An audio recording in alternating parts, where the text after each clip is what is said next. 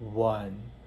Mr. Speaker, ladies and gentlemen, I agree with the last part that the previous speaker mentioned, that we need to be able to maximize our strengths. Last time I checked, the leverage and strength that the Filipino people have is our huge export market of human capital and skilled workers who make such huge sacrifices to be able to better their quality of life for their family, while also contributing a huge part of what they earn back to our home country.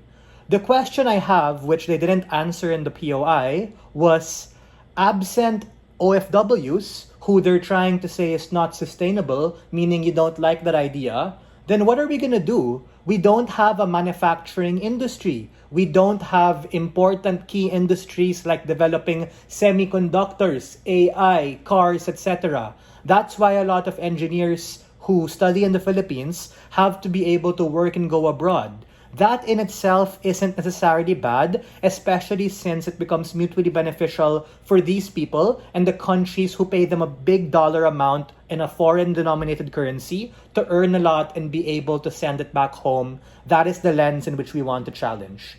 In a perfect world, where we'd have an abundance of resources, then sure, we can all stay here, hold hands, and be with our community. No one has to leave. But because our world operates on things like scarcity, because a lot of things due to tragedy of the commons and human greed lead to things like imbalances, some countries have an oversupply, some countries have an undersupply, some companies have a surplus, some countries have a shortage.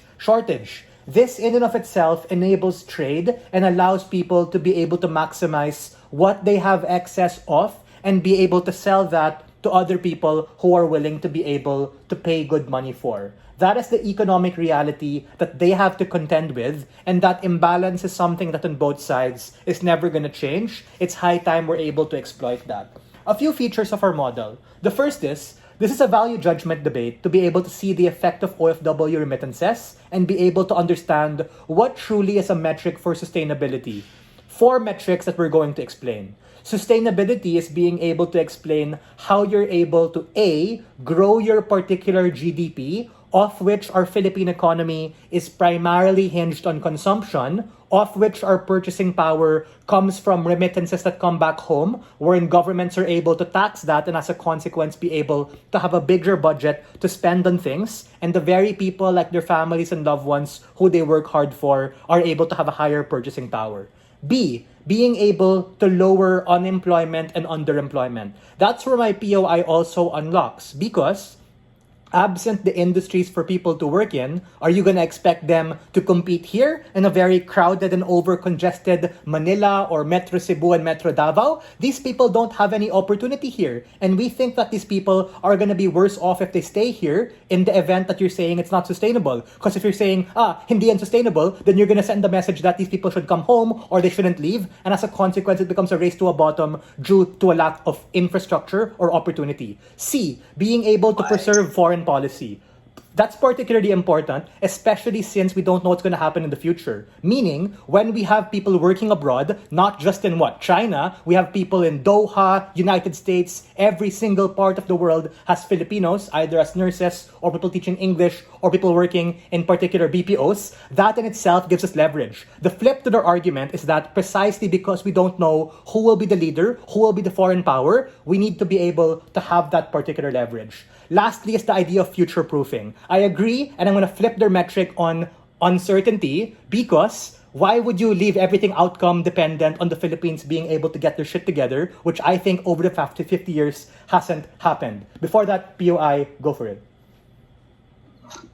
This is not a policy debate where we have to assume that when we say that it is unsustainable, people will actually opt out to not become OFW. OFW will still exist on both sides. Yeah, that's an impact of what's going to happen if we were to say that it's not sustainable. If we're saying, this is not sustainable, it's a logical question to ask, di ano na yung sustainable? The question I'm going to posit is that for us to answer that value judgment, I'm going to say that it's particularly important, and absent that thing, it would particularly be worse. Because side government can't just list 1 million harms and draw every harm and say, dahil OFW yan, dahil umaalis mga Pinoy dyan. We think things can get worse because contrary to popular belief, things don't always get better. And given the following reasons I'm about to tell you, it's particularly important to those people.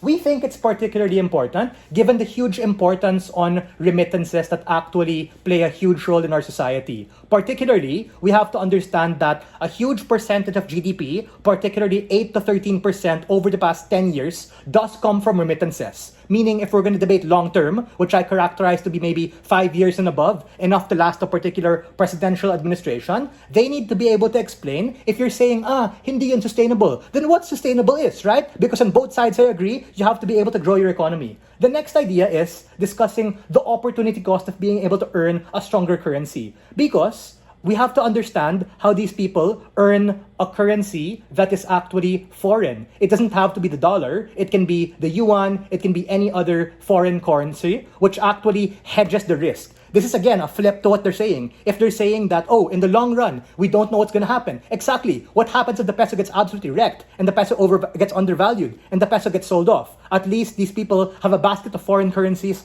who, on average, are smarter, which allow them to be able to invest in other markets. We think that the Prime Minister is mistaken. If they're going to say this idea of uncertainty, the flip is precisely because of uncertainty, we create leverage and access points to other people in other parts of the world to be able to want to trade with us, want to listen to us, and be able to understand. What is the main impact here? The impact is that remittances have been, are, and will likely continue to be a huge part of government budget. Particularly since the Philippines is a consumer-driven economy, and in the status quo, we currently have a lack of infra, a lack of specialization, and a lack of manufacturing. But this is where I'm going to be charitable. Precisely because of the remittances we get, things are starting to get better. Our government now has things for funding, like being able to develop rural areas and create new projects, etc., and infrastructure, which can only happen if these people continue to work hard to be able to send money back home for them, their families, and the government to be able to enjoy. And for all of these reasons, we are very proud to stand on side negative.